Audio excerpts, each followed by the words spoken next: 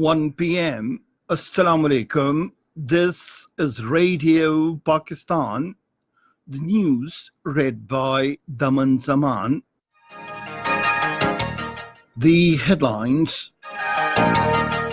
The Prime Minister will inaugurate the Sir Syed Express passenger train in Rawalpindi this afternoon.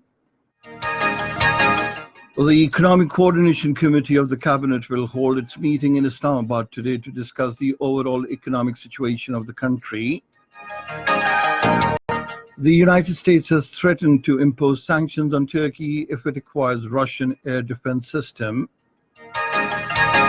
In the ICC Cricket World Cup 2019, England will take on New Zealand at Chesterley Street today. And now the news in detail. Prime Minister Imran Khan will inaugurate the Sir Syed Express passenger train in Rawalpindi this afternoon. A ceremony in this regard will be held at the Rawalpindi railway station. The non-stop passenger train will ply between Rawalpindi and Karachi via Faisalabad. The train will leave Rawalpindi railway station at 2:30 p.m. via Faisalabad and reach Karachi at 9 p.m. at the Karachi railway station.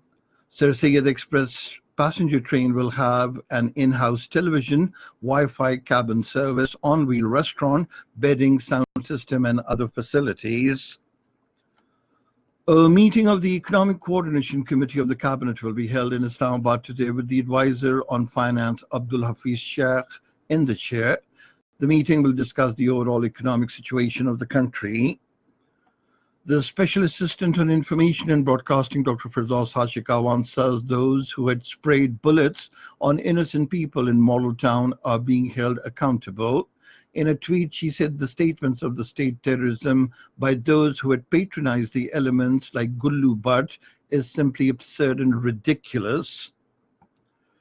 The Russian Ground Forces Commander-in-Chief Army General Oleg Selyukov called on the Naval Chief Admiral Zafar Mahmood Abbasi in Islamabad today. According to spokesman for the Pakistan Navy, regional security situation and matters pertaining to mutual interest were discussed during the meeting. The naval chief apprised the dignitary of the Pakistan Navy's step towards regional maritime security patrol in the Indian Ocean. The Russian Ground Forces Commander-in-Chief lauded the role of the Pakistan Navy in maintaining peace and security in the region. People belonging to different segments of the society have hailed the government's initiative of establishing the first ever National Youth Council of Pakistan. The Goodwill Ambassador for the United Nations Women Pakistan and member of the Youth Council Muniba Mazari said it will be her effort to work towards education and economic empowerment of the youths. The government had notified the first ever National Youth Council the other day with the aim to empower the youth in decision-making process.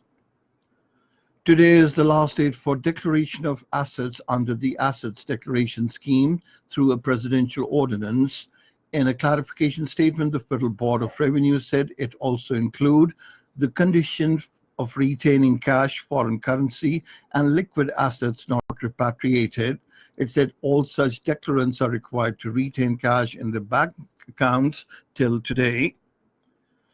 In occupied Kashmir, the Jammu and Kashmir Freedom Movement Chairman Mohammad Sharif Sartaj has expressed concern over the plight of the Kashmiri political detainees languishing in the Indian jails. In a statement in Jammu, he said the Hindu terrorists affiliated with right-wing organizations were being signaled to commit genocide of the Muslims through raising Jai Shri Ram slogans.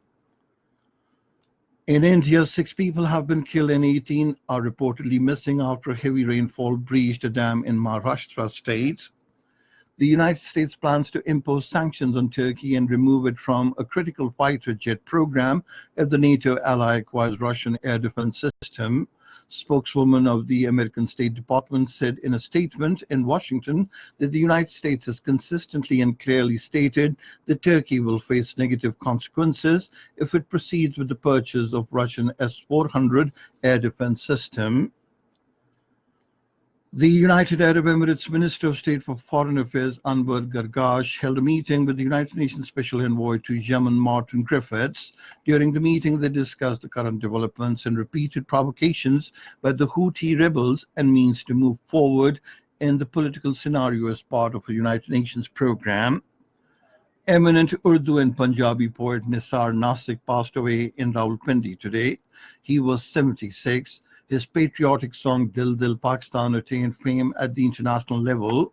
Pakistan Television awarded him with Lifetime Achievement Award for his contributions in literature. And finally, cricket. In the ICC Cricket World Cup 2019, England will take on New Zealand at Chesterley Street today. The match will start at 1430 hours Pakistan Standard Time. And that is the end of this news bulletin. For more news and analyses, log on to our website, radio.gov.pk, and you can also watch the live video streaming of our bulletins on the link, facebook.com/Radio Pakistan News Official.